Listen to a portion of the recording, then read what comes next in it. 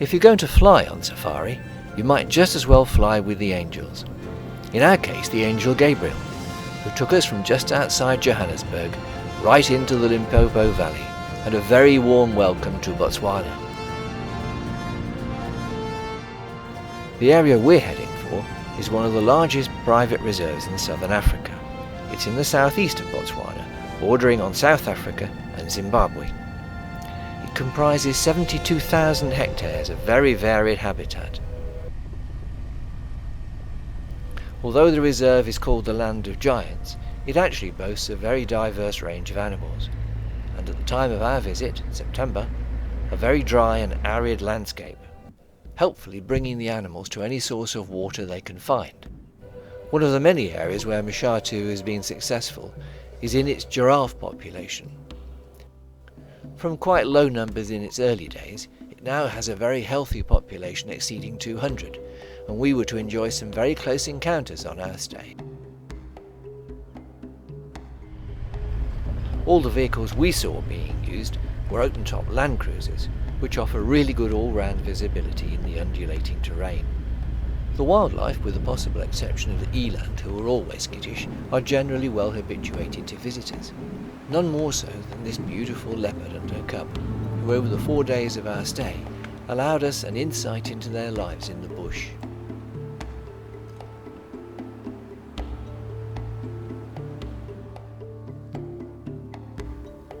With all the natural water sources bone dry in September, the animals take a drink wherever they can find it, and Mashatu has helpfully capitalised on this by providing water holes in several locations. Not only do they help the animals, but they provide wonderful photographic platforms for visitors.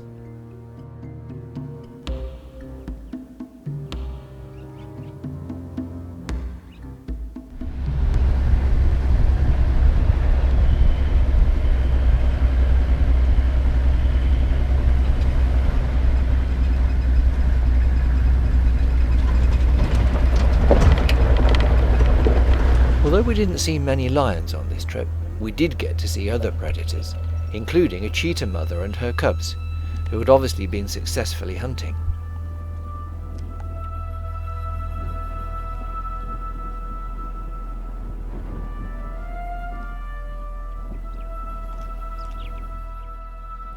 At this stage of our trip, we were unaware, of course, that we were going to see quite a lot of this cheetah family. In fact, observing this family, together with those of the leopards, elephants, giraffe and hyena that we met, provided a lot of continuity to our stay, enabling us to get to know the animals in a bit more detail.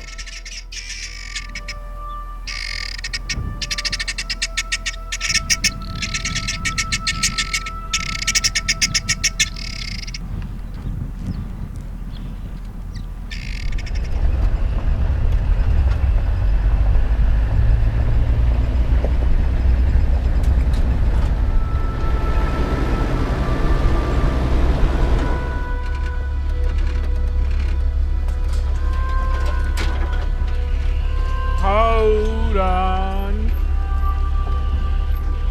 Please hold on. Apart from its big cats, Mashatu is also renowned for its large herds of elephants, but at this time of the year with water so scarce, they are widely dispersed around the reserve. However, one small family group did allow us to get very close to them.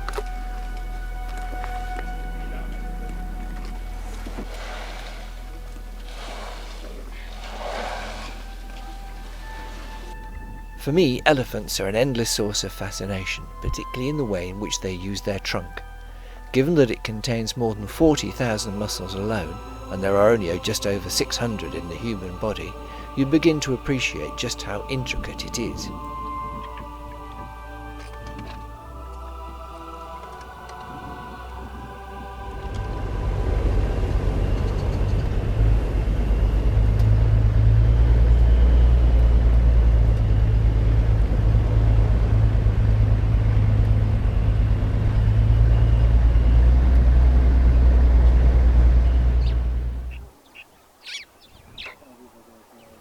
With leopards being the most elusive of cats, it was surprising but delightful to find our leopard mum again on our second day. Once again she was in relaxed mood, taking no notice of us at all. She'd originally given birth to 2 cubs, but unfortunately one was killed by a male leopard some time previously, who may have been trying to bring her back into estrus so that he could mate with her.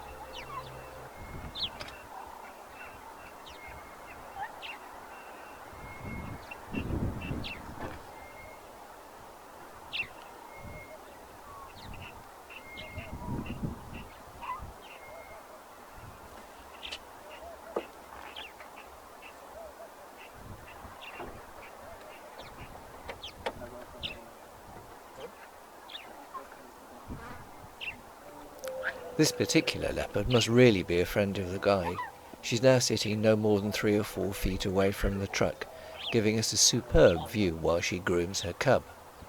Just like domestic cats, they do this to groom the coat and skin, spreading natural oils throughout the hairs. Self-grooming also helps to get rid of parasites, and their saliva assists in keeping them cool.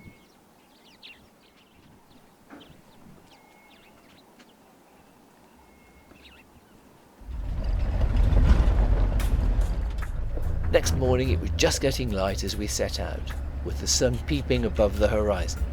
For me it's always the best time of the day, with animals just becoming active in the cool morning air.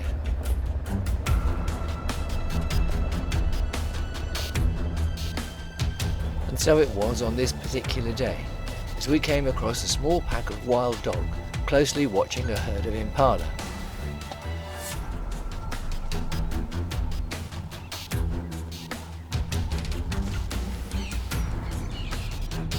At first all was calm, and then suddenly the dogs spotted their chance and they were gone.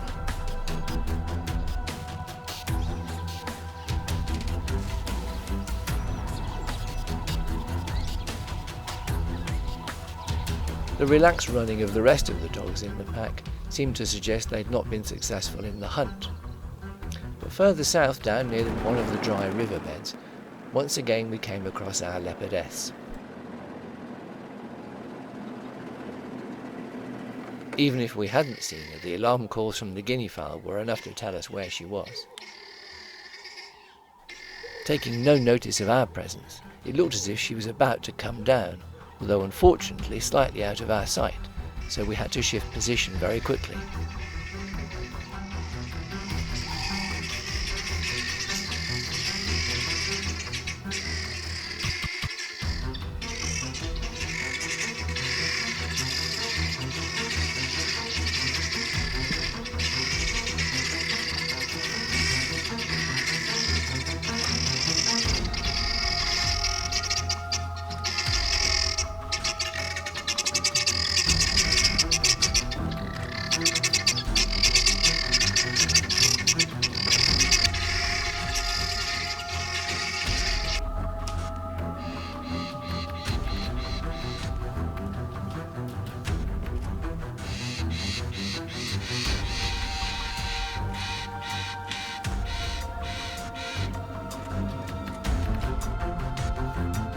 It didn't look as if she was going hunting, but having been in the same area for a few days, it was quite possible that she was looking to relocate in order to keep her cubs safe.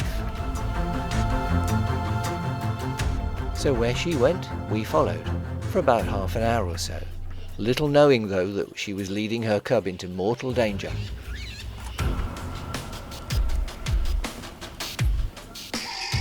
The leopard and her cub were clearly oblivious to the fact that they were now only a few hundred yards away from the cheetah family. Although the cheetahs are still quite young, they would certainly kill the leopard cub if they could get hold of it, to remove some competition and the threat. At this stage both families were only separated by a few hundred yards of scrub, completely oblivious to each other's presence.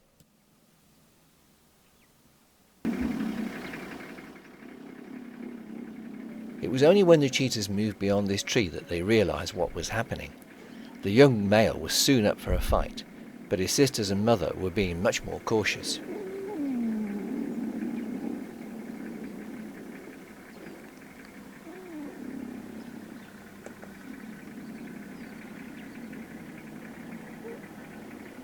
By now the little leopard cub was only too well aware of the danger and took flight.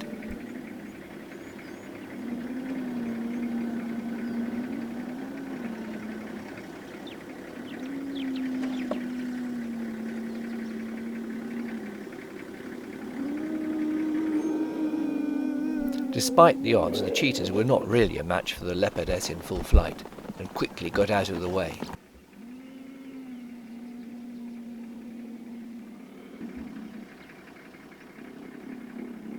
It all ended with something of a standoff, with the cheetah mother protecting her cubs, and the leopard returning, but there was no sign of her cub.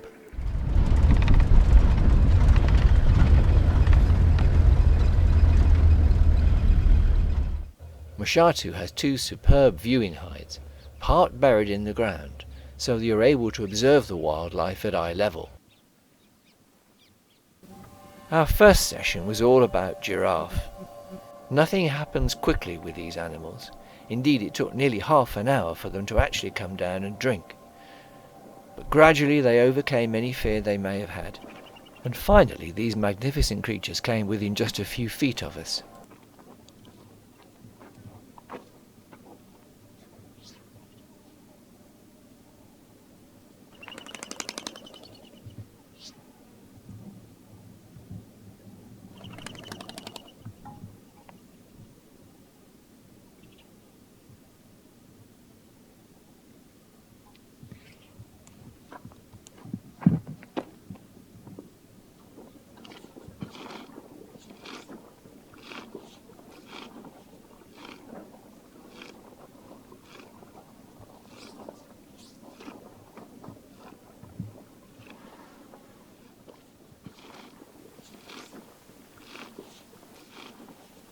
Whilst one drinks, there are always others on guard against predators.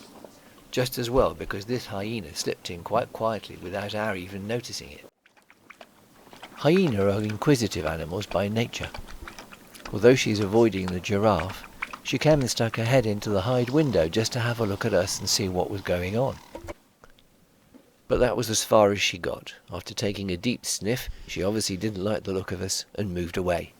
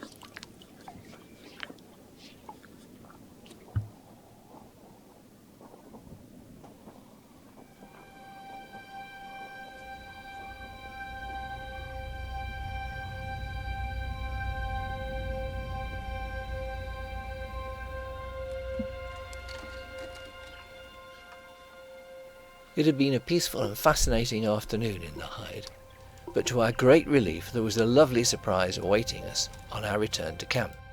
The little leopard cub had obviously done the right thing in evading the cheetah, but now he was having some fun practicing his climbing skills in this bush.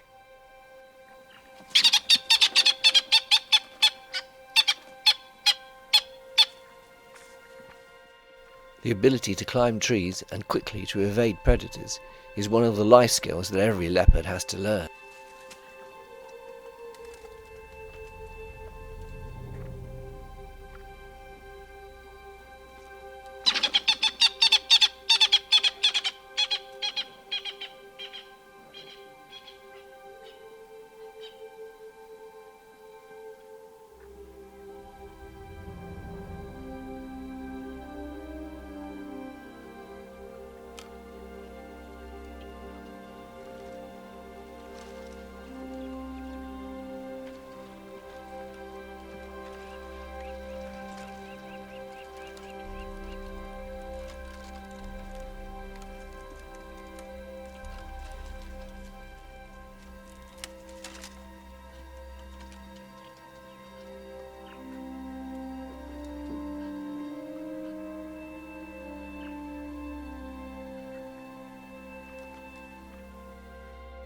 With his climbing lesson over for the day, the little cub was happy to rejoin his mum and suckle.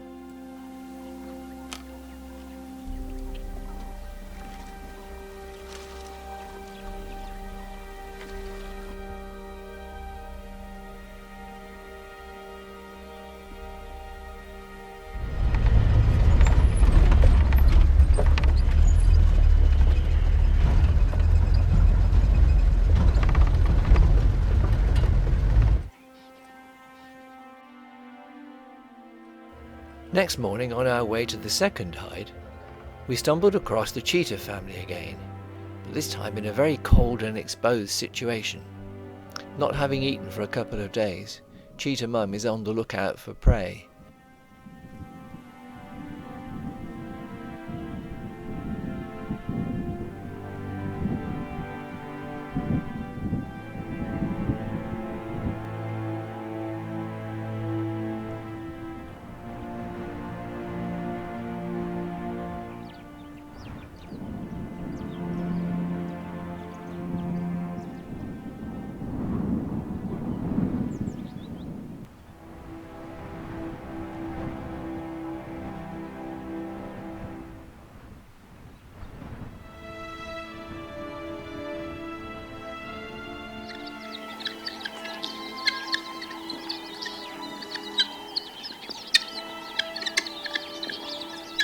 The second photographic hide is in a different location, but is constructed in the same way, low to the ground.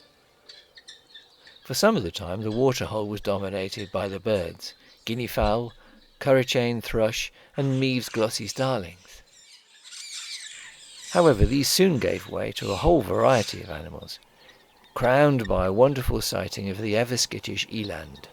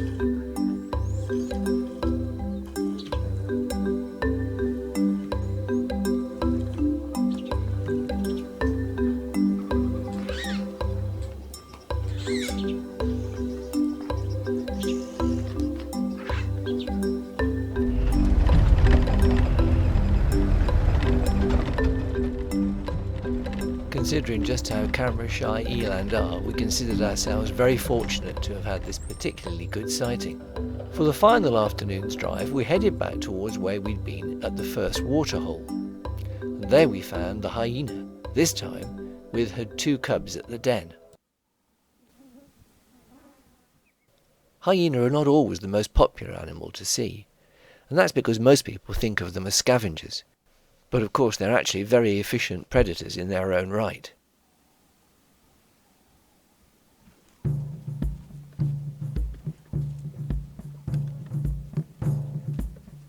Clearly hyena cubs are just as inquisitive as their mother, and they're certainly not shy, and at this age extremely cute.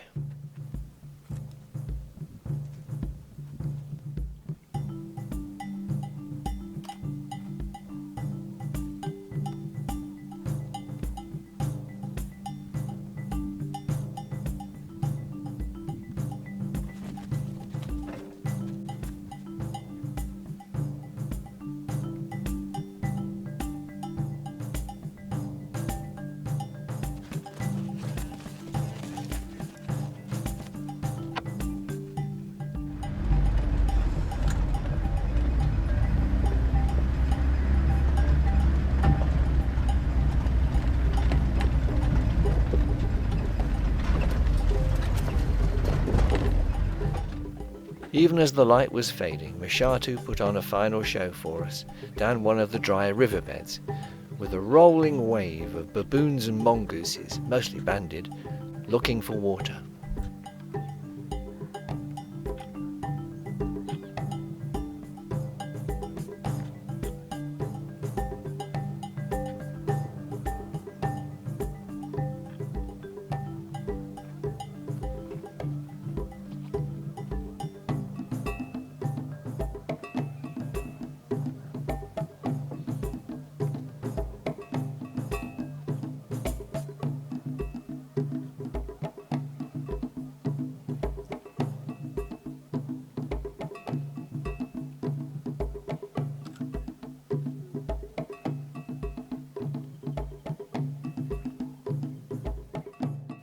In these dry and arid conditions, until the wet weather comes, water is absolutely everything.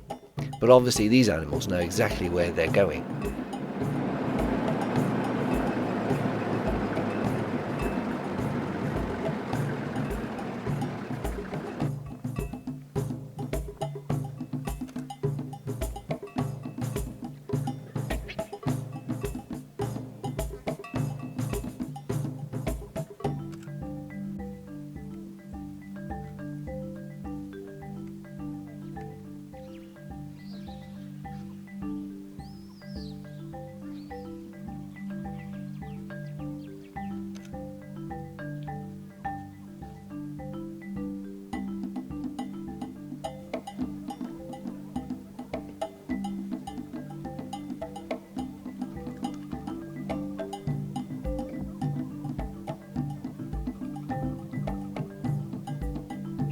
Mashatu styles itself the land of the giants, and we certainly saw some of those.